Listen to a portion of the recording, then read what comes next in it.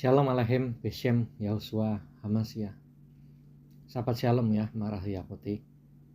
Sekali lagi seperti janji saya ya sebelum Purim, bahwa kita akan kembali melanjutkan ya pesan dari Yahweh Elohim Adonai kepada 7 jemaah. Yuk buka sama-sama dengan saya dari ini ya, kitab Kason pasalnya yang ketiga, ayatnya yang ke-14 hingga 22. Saya akan bacakan bagi Mar Ahi Akoti sekalian. Dan tuliskanlah kepada Malah Kehilat di Laodikia. Inilah dabar dari Amin, sang saksi setia dan benar, permulaan dari karya Elohim. Aku tahu segala pekerjaanmu, engkau tidak dingin dan tidak panas. Alangkah baiknya jika engkau dingin atau panas. Jadi karena engkau suam-suam kuku dan tidak dingin atau panas, aku akan memuntahkan engkau. Karena engkau berkata, aku kaya, dan aku telah memperkaya diri dan tidak kekurangan apa-apa. Padahal engkau tidak tahu bahwa engkau itu melarat, malang, miskin, buta, dan telanjang. Maka aku menasihatimu supaya engkau membeli daripadaku emas yang dimurnikan dari dalam api, agar engkau menjadi kaya, dan juga memakai pakaian putih supaya tidak kelihatan ketelanjanganmu yang memalukan, dan juga minyak untuk melumasi matamu. Supaya apa? Supaya dapat melihat. Barang siapa ku kasihi, ia ku tegur dan ku hajar. Sebab itu relakan hatimu dan bertobatlah. Lihat, aku berdiri di muka pintu dan mengetok. Jika ada yang mendengar suaraku dan membukakan pintu, aku akan masuk mendapatkannya. Aku akan makan bersama-sama dengan dia dan ia bersama-sama dengan aku. Lihatlah, aku berdiri di muka pintu dan mengetok. Ya, ini pelajaran yang sangat penting bagi kita. Adonai kita itu sungguh sangat lemah lembut dan rendah hati. Yahweh Elohim Adonai tidak pernah memaksa. Maka kalau ada ajaran atau apapun yang memaksa-maksa, sudah jelas itu dari kuasa gelap, menyamar ya, Mesias palsu. Kita tutup ya, ini 2 ayat yang terakhir. Barang siapa menang, ia akan kududukan bersama-sama denganku di atas tahtaku, sebagaimanapun menang duduk bersama-sama dengan Bapakku di atas tahtanya. Siapa yang bertelinga hendaklah mendengarkan apa yang dikatakan Ruah kepada kehilat-kehilat. Haleluya. Ya, karirnya oke, usahanya oke, sudah secara pandangan manusia pada umumnya itu oke sekali kehidupan. Tetapi dikatakan apa di sini? Miskin, ya, miskin, buta, telanjang. Ini mengerikan. Mengerikan tuh begini. Jangan sampai ya banyak dari kita ini salah. Karena apa? Tidak hidup sesuai dengan Torah, tidak hidup sesuai dengan perintah-perintahnya. Kita menafsirkan sendiri. Berapa banyak bahwa nilai daripada perkenanan, ya, ini konsep kebanyakan manusia ya, umat Kristiani banyak begini nih, bahwa diberkati itu artinya makmur secara keuangan. Secara ini ya, secara lahiriah itu nampak terhormat, nampak punya jabatan. Padahal berkat itu di dalam bahasa aslinya bukan diartikan seperti itu, begitu. Seperti kata Selia Shaul ya, atau Rasul Paulus itu mengatakan asal ada makanan dan pakaian cukup. Nah, ini pelajaran bagi hamba-hamba Elohim, juga calon-calon hamba Elohim. Maka kalau cari pasangan hidup, kalau engkau sudah tahu bahwa panggilanmu itu full time ya, entah di ladang misi, entah sebagai guru, entah sebagai penginjil, yang memang kok nggak ada pekerjaan tetap ya, memang dari sana ya, katakan kau mungkin bukan dari sinode-sinode yang memang pendeta atau vikar itu digaji, maka engkau harus menyiapkan diri untuk hidup sederhana. Jangan jadikan pelayanan itu sebagai kendaraan untuk mencapai sukses. Sampai dulu guyonannya begini, nggak diterima di UNER, nggak diterima di ITS, nggak diterima di UGM atau di UI, oh diterima sekolah teologi jadi pendeta. Loh, ini jadi masalah. Atau sebaliknya, karena engkau dari daerah, ya ini buat adik-adik muda ini dari daerah, dari terpencil, engkau apalah sekarang nama ujian negara itu nggak bisa tembus, akhirnya mau masuk karena dibayari asrama, kemudian apa, sekolah teologi atau mungkin PAK ya, sekarang apa SPDK mungkin ya. Nah, tapi ini masalah kalau panggilan itu bukan dari hati. Satu, bisa engkau gagal di tengah jalan, protol, tidak selesai kuliahnya. Atau dua, bisa juga ketika engkau di sana berkarya, engkau pintar secara IQ ya, relasi yang bagus, engkau sukses tapi motivasi salah. Jadi pelayanan itu jadi profesi, jadi kendaraan untuk mencapai sukses. Demikian juga ini bagi para perempuan nih, bagi para anak gadis. Kalau engkau tidak tahan hidup menderita, tidak tahan hidup susah, jangan berharap jodohmu atau ini hamba Elohim, jangan memaksakan, jangan menjerumuskan calon dari dari ini ya, dari Kohen ya, imammu itu tadi. Ya, kalau engkau masih suka gaya hidup mewah, ini apa? Udah, carilah pengusaha saja. Ya. Jadi memang ada kehendak ya Yahweh Elohim. Tetapi setiap dari kita ini diberikan kehendak bebas. Dan kehendak bebas itu marilah kita pakai. Akal budi yang diberikan itu marilah kita gunakan. Ya, karena banyak sekali hari-hari ini ya para seniormu ya adik-adik yang sudah di ladang pelayanan. Itu pelayanannya bubar. Karena apa? Karena pasangan hidupnya. Karena tidak kuat menderita. Ada yang pelayanan dipakai untuk cari duit dan lain sebagainya. Karena apa? Udah salah startnya dari awal. Padahal kita tahu bersama bahwa hamartia itu dosa itu bicara tentang meleset dari target.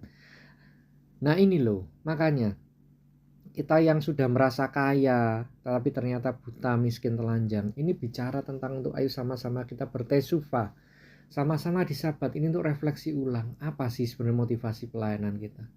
Motivasi kita mengikuti Yahweh Elohim itu apa? Menjaga hidup sesuai Torah ini bagaimana?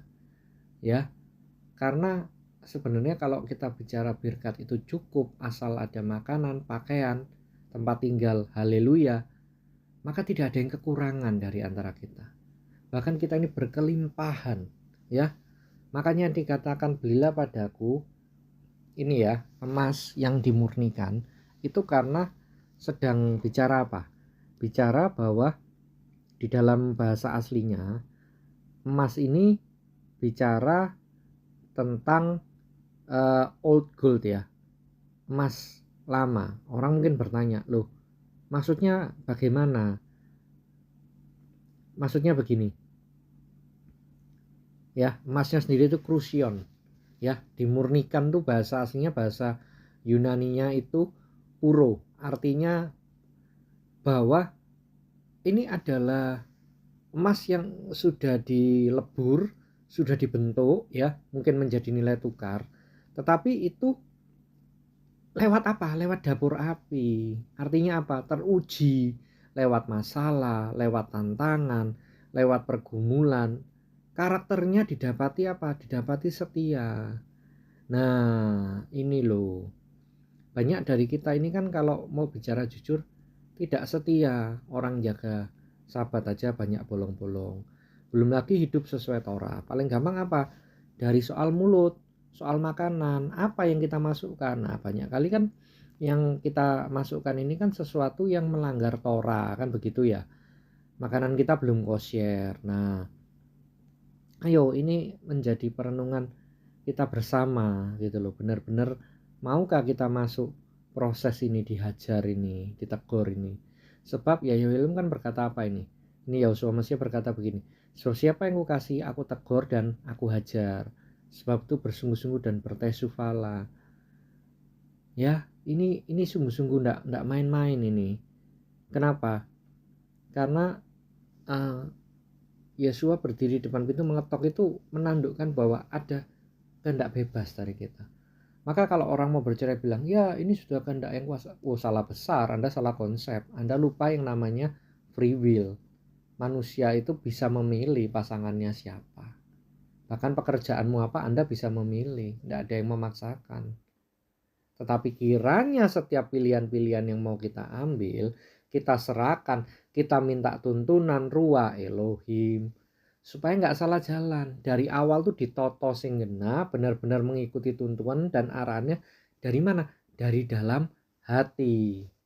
Loh, iya kan? Selama kita masih bernafas, itu ada ruah Elohim yang nyata, anugerah yang nyata. Kita nggak perlu pakai makelar. Ada nubuat ya, hokmah, ada profetes. Itu cuman konfirmasi sebagai peneguhan, tapi kita sendiri itu mendapatkan ini ya, mendapatkan pesan ilahinya. Mungkin bisa waktu pada saat ini ya, pada saat bertesufa kita sertai dengan puasa, dalam tevilah sidur kita, mungkin waktu tidur mendapat mimpi, ada kata-kata hikmat yang tiba-tiba ini, banyak pesannya itu, banyak tuntunannya. Mungkin sedang lihat film tiba-tiba remah itu muncul gitu loh di hati kita ngerti, oh maksudnya ini kita harus begini. Mungkin bisa saat dengar khotbah dari YouTube atau lain sebagainya. Nah tetapi dari situ tuh diikuti, itu artinya kita membuka hati, tidak membiarkan Yosua cuma sekedar mengetuk dan berdiri di luar, tetapi membiarkan dia masuk dan bersama-sama dengan kita sehidangan pesta dengan Yosua Hamasya Amelek. Artinya apa? Artinya di dalam sini ya, di dalam hati kita. Ini bicara dimensi spiritualitas ya. Bapak di dalam aku di dalam Bapak, iya kan? Nah, engkau di dalam Bapak. Jadi kita satu. Union Mystica Immanuel. Loh ini loh maksudnya. Yang dibilang kita tuh benar-benar kaya itu bagaimana? Melimpah-limpah kaya, bahkan kelimpahan mana membeli emas apa? Karena kalau ketika kita udah bersatu ya, kita terus minta tuntunannya, minta arahannya, akhirnya kita benar mengalami hidup yang berlimpah dari dalam keluar. Saat kita butuh apapun itu datang sendiri, nggak dicari. Justru kalau kita bekerja, kita berkarya, itu karena kita melayani Yahweh Elohim. Apapun profesi kita, mau kita tukang ojek, mau kita cleaning service, mau kita petani, nah buruh tani maksudnya ya, mau kita nelayan, apapun profesi kita bisa memuliakan Yahweh Elohim. Kenapa? Karena kita mengikuti tuntunannya. Siapa berkata kalau pemenang jiwa itu harus di dalam ini ya, ranah agama atau tokoh-tokoh? Salah besar. Justru karena konsep dualisme ini, maka banyak sekali orang-orang beragama cuma dogmatis, tapi kehidupannya amoral. Ini masalah besar. Sementara di dalam tesufa kita, ya sahabat ini, ya Yahweh mengajak kita untuk kita tidak merasa sombong, tidak merasa kaya, taunya miskin, buta, dan telanjang. Tapi benar-benar kita bertesufa, kita menyadari kita ini banyak sekali pesa. Ya, dosa, pelanggaran, transgresi itu banyak sekali. Maka kita benar-benar bertesufa, kita merendahkan diri, kita benar-benar berubah, minta kekuatan dari ruah Elohim, ruah Gebura untuk kita mampu melakukan hidup sesuai Torah, menjaga hidup, menjaga sabar. Dan banyak yang dikoreksi dari kehidupan kita. Maka dabar Elohim tentang Laodikia ini sangat relevan dengan kita di akhir zaman ini. Di tengah-tengah kehidupan kita di zaman yang semakin rusak ini, bagaimana kehidupan kita? Apakah kita semakin selaras dengan dabar Elohim hidupnya? Apa kita semakin menjaga hidup sesuai Torah? Atau justru berkebalikan? Ya, kalau yang berkebalikan ya itu tadi. Bahwasanya apa? Yang miskin, buta, dan telanjang. Loh, makanya dikatakan siapa yang bertelinga dalam mendengarkan apa katakan ruah kepada kehilat-kehilat. Loh, seringkali itu bukan orang kan tanya, gimana dengar suara Tuhan? Gimana tahu ya Yahweh Elohim bicara? Tetapi berapa banyak yang kita benar-benar mau menyediakan telinga, bukan telinga ini, tetapi telinga ini loh, hati. Ya, jiwa kita yang paling dalam, esensinya. Ruah ini, ruah ketemu ruah, ekat panim. Saya pernah jelaskan, nanti ada linknya ya di ini di sini. Itu sudah enggak.